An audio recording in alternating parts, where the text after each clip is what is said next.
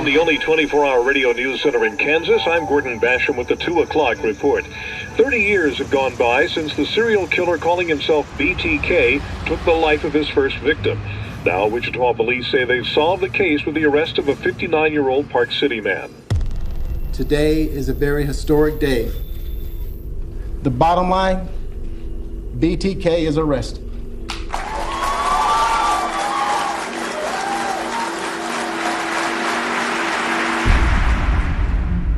People in Wichita had been terrorized by the concept of this bind, torture, kill individual for 30 years, from 74 to 2005. It is without doubt the most unusual case we've ever had here in Wichita. I thought this is a master criminal. I mean, he's eluded hundreds of investigators over the years. The man accused of being the BTK serial killer returns to a Kansas courtroom this morning. Everybody wanted to know what this guy was about, who this guy was, and more important, how he could kill 10 people, including 2 children. The hope is some of the burning questions people here are asking may be answered soon by Rader himself. Mr. Rader, I need to find out more information. Well, I mean, I strangled Mrs. Otero, and she went out, or passed out. I thought she was dead. She passed out. Then I strangled Josephine. It was so quiet in that courtroom, you could hear a fly landing on a piece of paper a mile away in there. Dennis Rader was in the center ring of a 3-ring circus, and the spotlight was on him. Because of his ego, he loved that, absolutely loved that. At that point in time, strangled her for the death strangle at that time. With your hand? There was no regret. There was no, I feel bad for doing this. What happened then? Trying to find a place to hide her, hide the body. Did you find a place? Yes I did. Where? You gotta be kidding me. I looked at this and I thought, that is what killed all these women? To the car and put her in the trunk of the car. When people watched the televised courtroom confession of Dennis Rader, they basically thought they knew the whole story. But for me, that was just a start. Hello, you have a prepaid call from Dennis L. Rader, an inmate at Kansas Department of Corrections. To accept this call, press or say. When you went before Judge Waller and he asked you to talk about the details of all the crimes, what were you thinking? What was that like for you? Well, I guess I want to be truthful. I wanted to let people know what happened, and people were aghast that I would go like that. Whoa, it's like I was putting on a show or something. Were you feeling anything when that was happening? I just unloaded. Maybe it was a way of a pressure valve, I guess. Okay. Here I am, up on the mountain. I'm Dr. Catherine Ramsland, professor of forensic psychology. I've been corresponding with Dennis Rader for over 10 years to try to understand what led him to become one of the most notorious serial killers in America. He really controlled Wichita during that time period. Rader wanted you to know he was watching you. He was aware of you. He wants you to feel his eyes on you. That's so frightening. I think it's very important to understand how any given individual could become an extreme offender. Why do they make these life choices? What kinds of mental states do we see in these people? The story isn't over because at this point, we still don't know, or at least I don't know, what caused Dennis Rader to become the monster that he did. I don't know. I'm not sure. Do you know? I think I know. What made you so sick, you son of a bitch? Dennis Rader is a monster. Dennis Rader is the worst of humanity. I don't want the story to go away until we find out why. Why did he decide that his life was going to be that of a killer? This is the first time that Rader has explored these topics in depth with anyone. Why did you want to put your story out there? The main thing is to help people like yourself understand a dark mind. You know, I lived a normal life. You gotta have a real dark mind. And that's $64,000 question. Why did I do that? Each serial killer has a unique set of factors that turns him or her into monsters.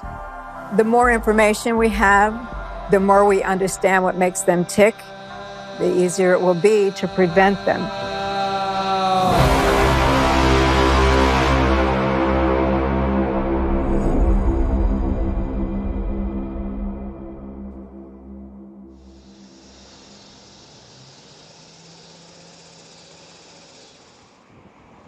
Serial killers have interested me for about 30 years, and in part because when I was a kid, there was a serial killer operating in my neighborhood before anyone even used the phrase serial killer.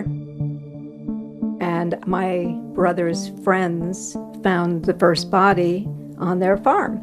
An Eastern Michigan University student was charged today with one of the 7 co-ed murders in the Ann Arbor, Michigan area. John Collins, 22-year-old student at the University School of Education. John Norman Collins is also known as the co-ed killer because co-eds from 2 different university campuses in the area were being picked up and murdered.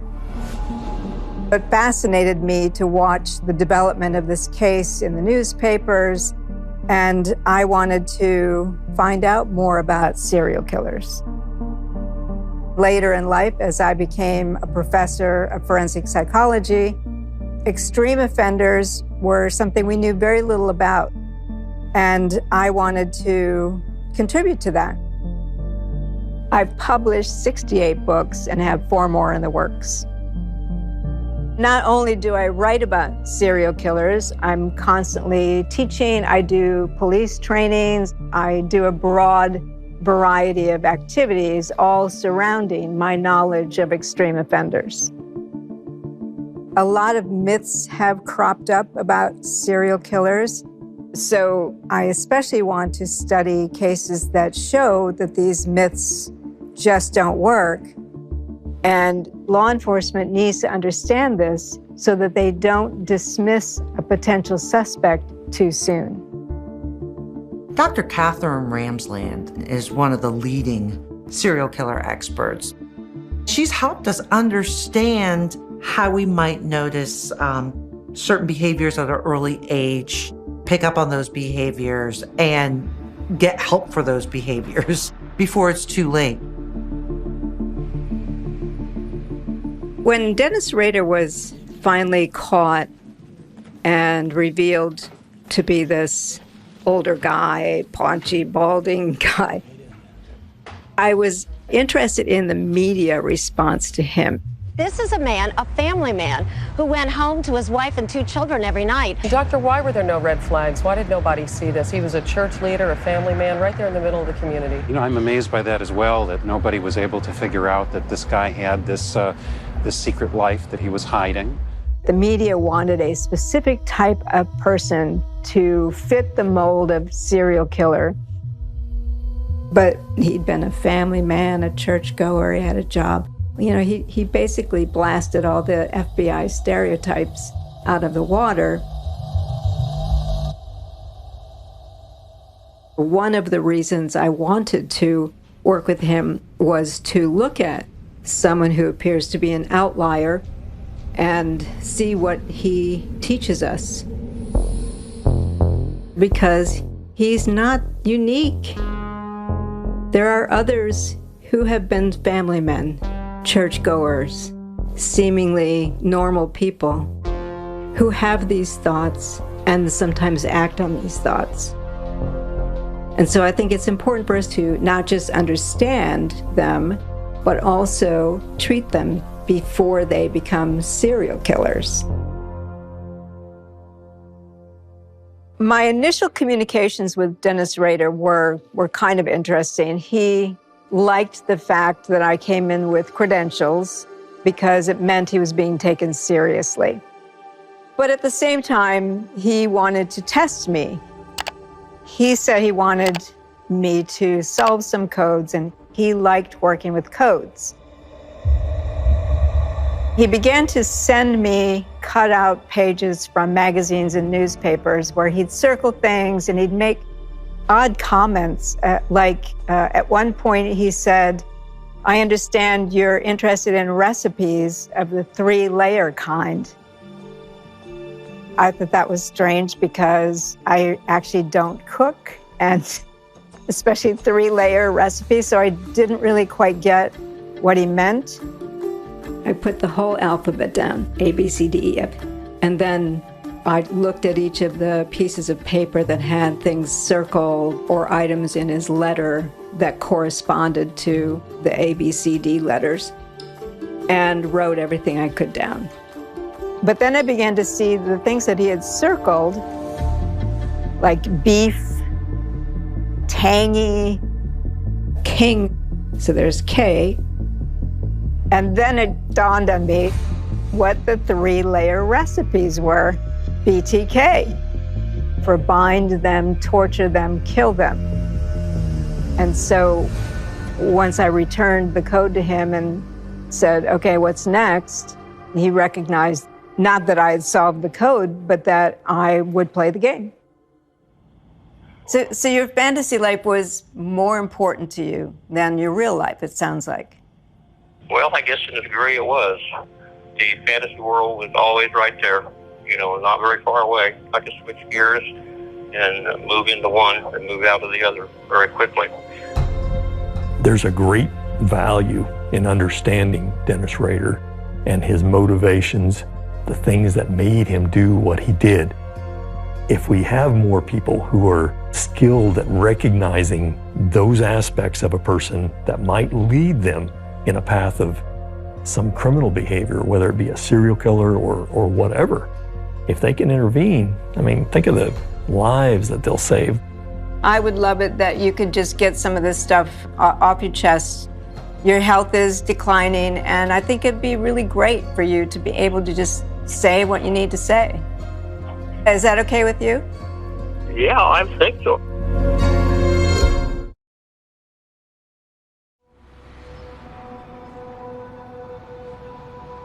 People refer to Wichita as a big little small town. And a lot of people don't realize how big Wichita is. It's the biggest city, in Kansas. And Wichita is just this very livable place with very friendly people. It's a small town with small town values, neighborly people, right in the middle of the country.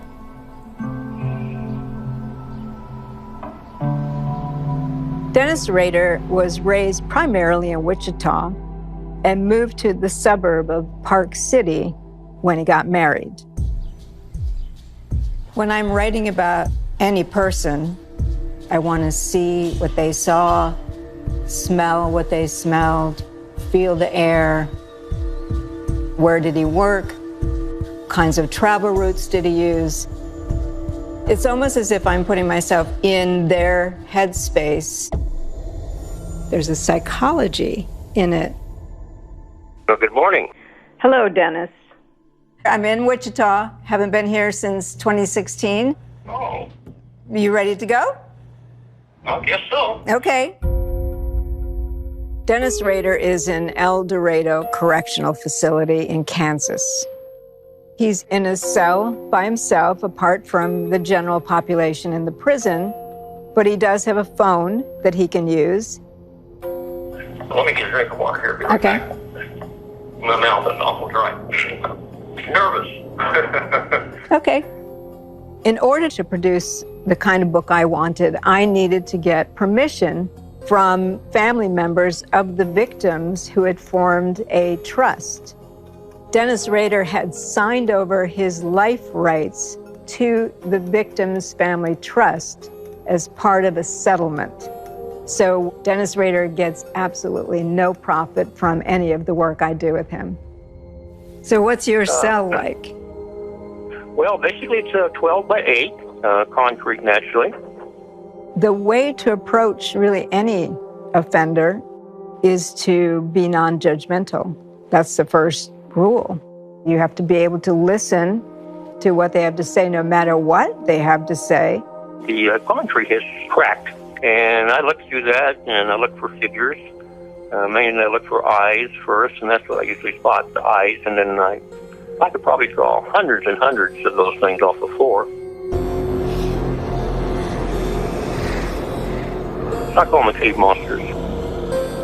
But at the same time, you also must keep your goals in mind. You must set parameters and keep some respect in the process. Is that why you call yourself a cave monster? Yeah, people call me a monster. I guess I am sort of a monster. But basically a doctor, Dr. Jekyll and Dr. Hyde. Rader loves to manipulate people. And I know, despite a long involvement with Dennis Rader, I could easily be used and exploited in some way. So yeah, I have to keep my guard up really all the time.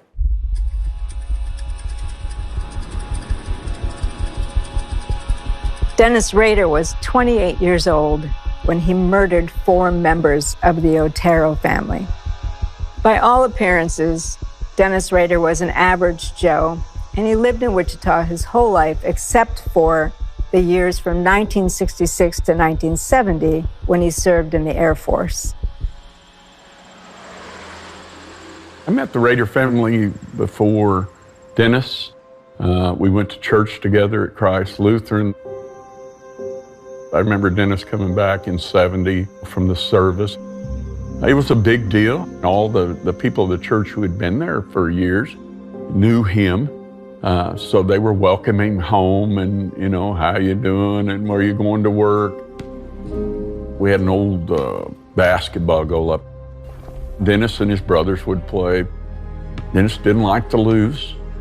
He was a little bit of a bully, arrogant, older, better, whatever, those kind of things. In 1970, Dennis Rader returned from the Air Force, and he's 25 years old. The world that Dennis Rader is coming back to, the Midwest, puts a big emphasis on family values, where what matters is going to church, getting a job, getting married, and raising a family. His parents wanted to introduce him to a girl at their church. He met her and got married pretty quickly. What were you anticipating when you thought about getting married? What were you anticipating being as a husband? Well, I think the main thing I'm in is love. I was really in love with my wife, and I still am. I still have fond memories. Eventually, I think like any man, we fall in love. We don't really have any other thoughts except you want to eventually, marry that marriage or person that you've met and falling in love with. The question is commonly raised, can serial killers, can they ever really love someone? If a serial killer has what we call the brain of a psychopath, their emotions tend to be shallow, and their ability to process moral information is distorted. If Dennis Rader talks about loving someone, it could be that he really doesn't experience that very deeply. Rader got his dream job, as he would call it, at Cessna, building aircraft. But then a short time later, he lost the job. And this was a big failure for him. He couldn't figure out why he'd been laid off, and he also had the pressure of how he'd support his wife. You got a job at Cessna, which you loved, right? And then you were laid off. What was that like for you? Oh, that was a tremendous blow to me. That was what really set me off on going to my first break-in. Back the day I got laid off. But why would that? Why would getting laid off get you to the point where you want to break in someone's house? I think I was just frustrated with the system. So I had an opportunity for that evening. And I just basically went on a prowl and broke into my first home. When you talk about your organized offender, which if you look from Dennis Rader's perspective, most of what he did would fall into what we call an organized offender style.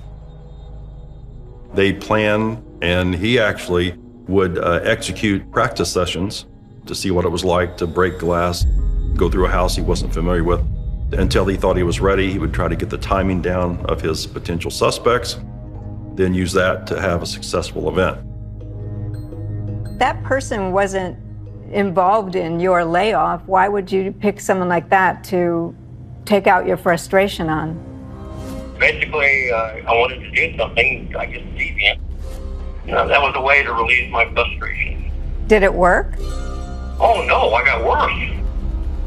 When he got fired, he was so angry that he wanted to do something destructive, to act out against society. And that meant breaking laws. And that made him feel better.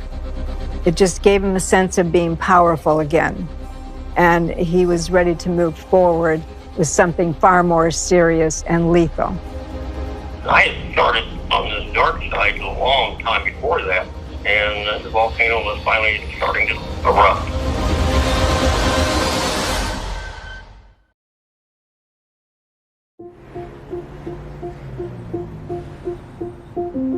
In 1974, Wichita was just a large Midwestern city. About 250,000 people lived here. The main jobs here were agriculture and aviation. What we didn't have here is crime. We had the occasional burglaries and robberies, but the bad stuff happened on the east or west coast. It didn't happen in Wichita, Kansas. We ended up in Wichita after my father had gotten out of the Air Force. He found a job here in Wichita at Cook Airfield. There was 5 of us kids in the family. I was the oldest. Josie was very artistic, creative. She wrote poetry, drew a lot of pictures. Joey was just like a little man. I mean, he was already a lady killer, good looking, totally athletic. My mom and dad had this relationship of unbelievable love. You know, he adored her. It's the kind of love you wish you could find. They lived together and they died together. He basically died looking in each other's eyes. In January of 1974, I was 15 years old. It had been snowing. It was the day of testing for school. I asked my dad to take me to school early that day so that I could get to that early study hall. And Danny and Carmen had to go with me because they were riding with him also. Took my test, aced everything. I was walking home, walked over to the back gate, opened it up, and my dog Lucky was outside. And that was totally not normal. So I said, "Hey, Lucky, what are you doing out here, buddy?" I went to back door, opened it up, and I noticed that my mom's purse was on the stove, flipped up. So I yelled out, "Is anybody home?" One of my siblings yelled out, "Charlie, come back here. Mom and Dad are playing a bad trick on us." So I ran back down the hall. I looked and saw my mom laying on the bed. She was beat up. My dad had a belt around his neck. You could smell the death. You could smell the fear. You could smell to this day, I can smell fear. My heart just broke. It felt like somebody had ripped my chest wide open and pulled my heart out. I told Danny to get on the phone and call the police. He yelled that the phone was dead. So I told Danny to go next door and call the police. Crime scene investigators and detectives from Wichita Police showed up, and the 3 older Otero children didn't know where their 11-year-old sister was and 9-year-old brother. When police went through the house, they also found Joey Jr. dead in his bedroom and Josephine hanged from a pipe in the basement. They took us to the police department. I asked for Joey and Josie.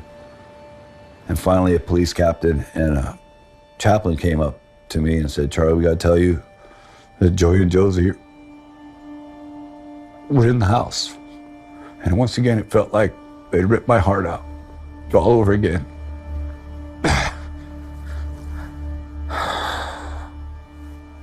Sorry.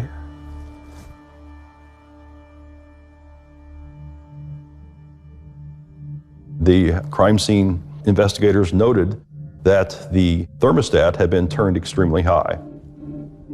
I turned the temperature up in the house so that would mess up their body heat temperatures. I did things like that. Rader would often take his ideas from true detective magazines or fiction about crimes. And so he had read, if you turn up the thermostat, it makes bodies decompose faster and foils the ability to determine the time of death. The lack of items stolen would give you the indication that the motive behind these killings was not a home invasion. It was more for the sexual gratification. The police, when they'd found 11-year-old Josephine partially clothed, there were semen on her and around her body. DNA was not even on law enforcement radar in the 70s. And that's one of the remarkable things about this case is the way the Wichita Police Department original crime scene folks collected that evidence and maintained it so that it was not contaminated, so that it was available for DNA when DNA came along years later. The Otero murders were the first taste of a maniac that we knew was loose somewhere in Wichita, somewhere in Kansas. We thought it was a one-off, a one-time deal. We were wrong.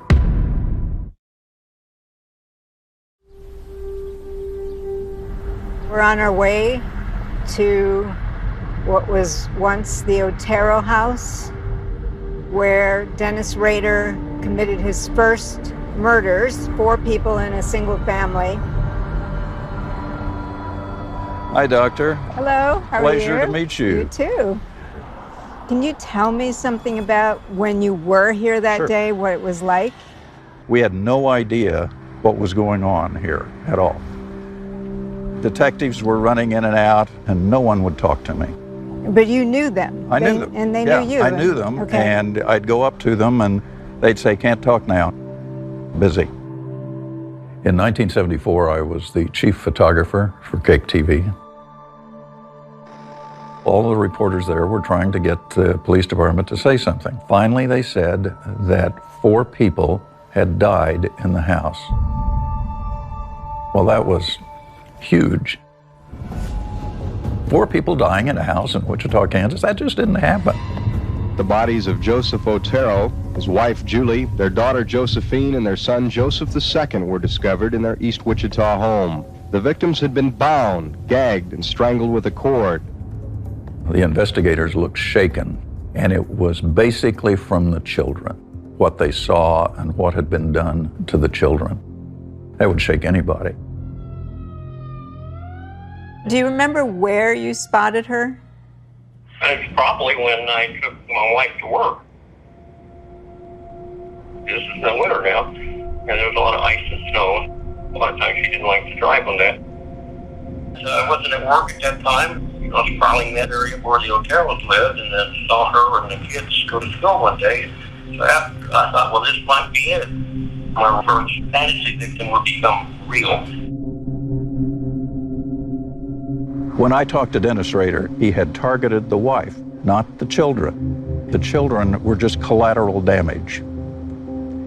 And he said it in such a matter-of-fact way that it was haunting. Basically, I just focused on that all the time. I was up in the neighborhood. I'd check on that house, one thing after another.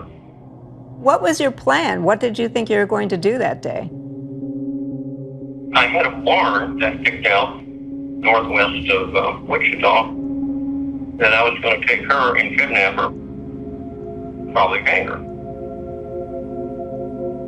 Mr. Otero, they're kind of messed up the whole formula.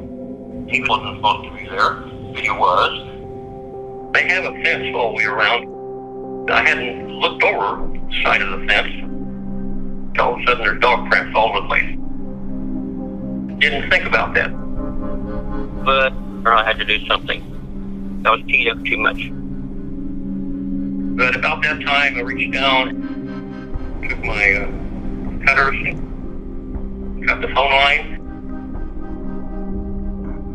He didn't know that Joseph Otero Sr. was not going to work. He also did not know they had a dog. All he's thinking about is he's picked them, he has a limited time frame in which to act, and now he must complete the plan. What we do know about psychopathic killers is that they tend to over-focus. So it's as if they're a train on a track that is not going to stop till it gets to its goal, no matter what. As you talked to Dennis Rader, did you feel at any point that he was trying to manipulate you? Always. Yeah. But I always knew that's how he operates. You've researched all these serial killers. Do you have dreams? I do not, in part, I think, because I do it clinically. Do you compartmentalize? I probably do. That's just yes. what Rader said he did. He actually has a better word for it, cubing. Rader's idea of cubing is that he's the cube with multiple sides that he can switch in and out at any given time for whatever is necessary, but he's still all these other things. Remember the cube, you know, good guy, bad guy. Was a fairly good father and husband to my family. I worked at church, I worked at Scouts. Then there's the dark side of me, secret. And that's very strong. After Rader had killed 4 people, he went home. He knew that he had to present himself to his wife as if everything was normal. So he pulled it together very quickly and managed to act as if it was just a regular day and nothing had happened. And in retrospect, she didn't see anything different about him. So he was able to cube very quickly. We've been tracking it down. The dogs. Dennis Rader and other serial killers like him can present themselves in multiple ways, whatever works for their purposes, and have no real concern about any inconsistencies or contradictions, including moral judgments. And so, yes, he can say he feels shame or remorse, but that can all be erased immediately if he's trying to present the face of BTK, the infamous serial killer. Did you think you would do it again? Did you think that's it, I'm done, it's out of my system? Or did you think That was there for a while. I guess you call that the cold stage or whatever, and then it starts to build again. Okay. Probably just like a person on a drug. They take a drug and they're high for a while, and then it wears off, and then they're ready to go at it again.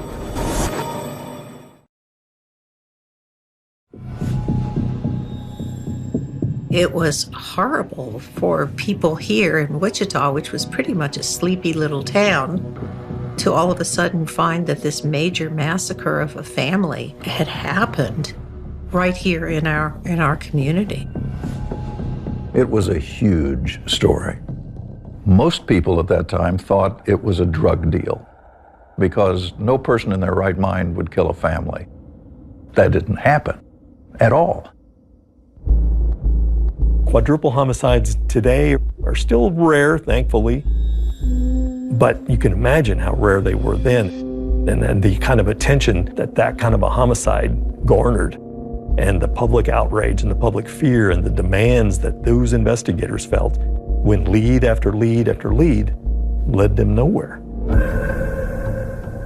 In 1974, no one in law enforcement was using the phrase serial killer. It would really end up being used later that decade and into the 1980s.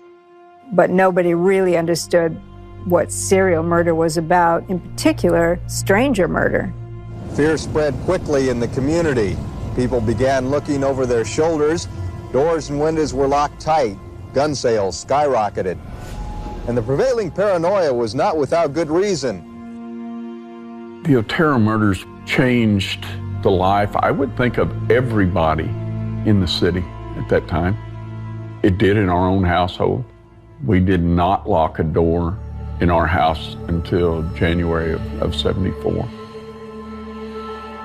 When we were talking to the police detectives over a series of days and we were starting to find out what's happened, it reminded me very much of the in cold blood murders in Holcomb, Kansas in the 50s. It reminded me of that because I had been at the hanging of Richard Hickok and Smith. The Clutter family was killed by a couple of recently released prison inmates that had been falsely told that they had a safe full of money at this farm. The prison inmates decided to pull this home invasion, showed up, killed the family, the four that were present, in cold blood for just a small amount of money and a radio, transistor radio.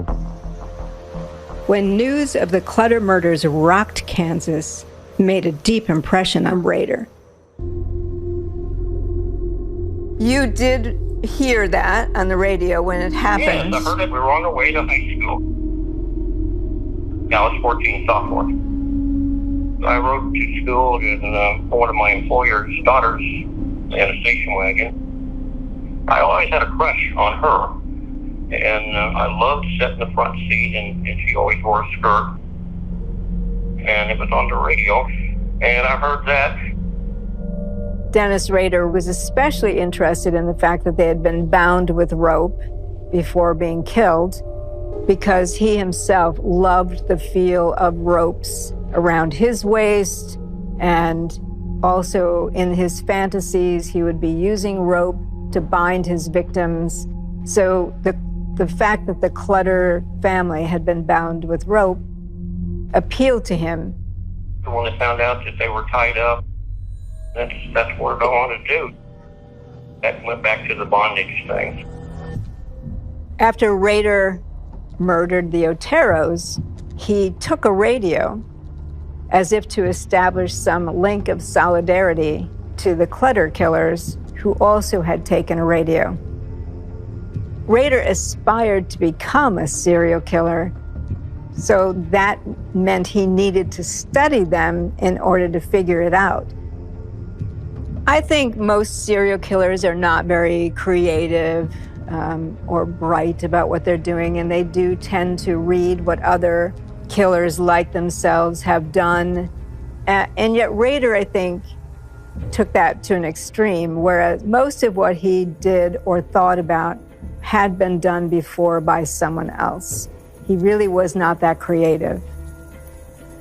And in order to become the serial killer he aspired to be, after the Oteros, he had to kill again.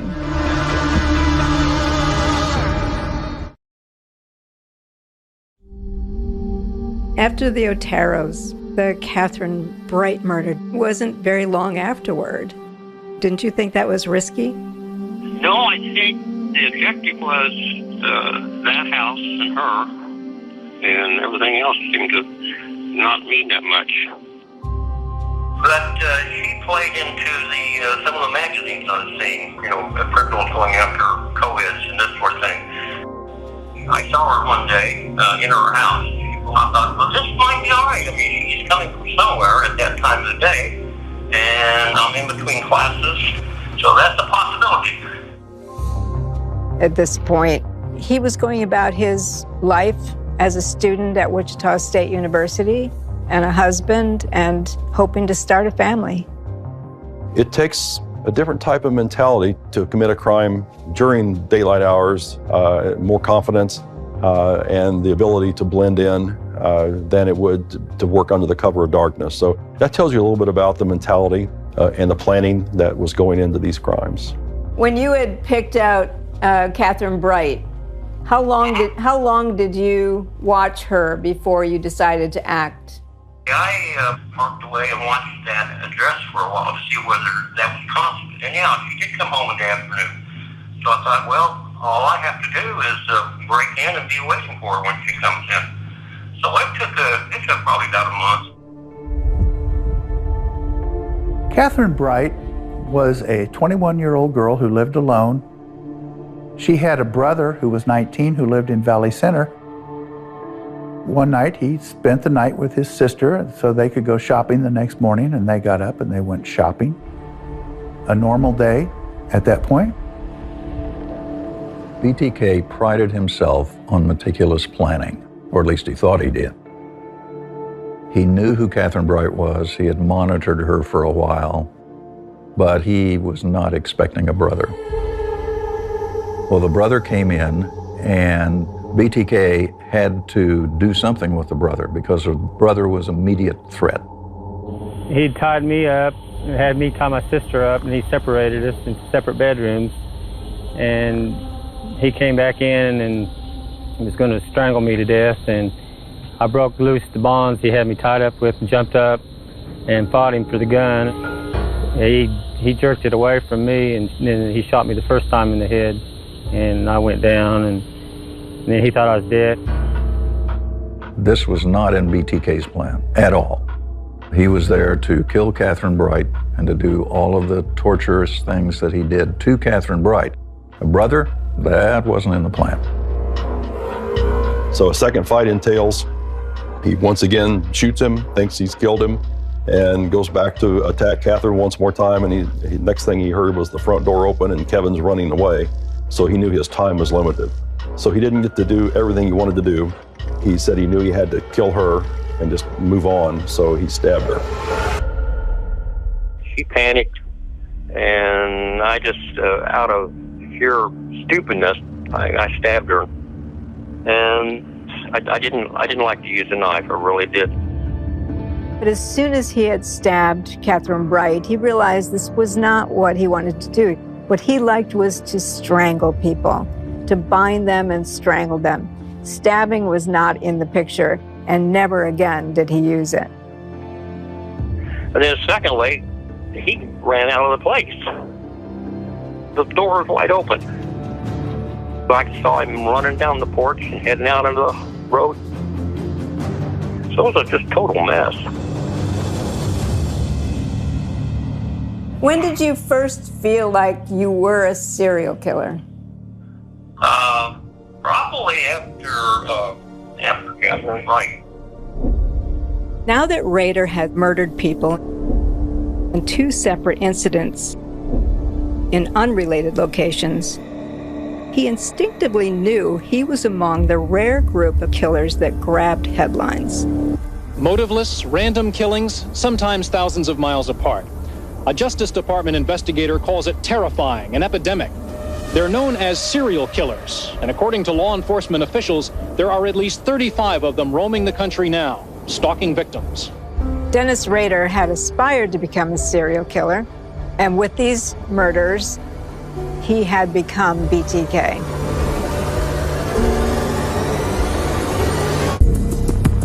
He loved murder.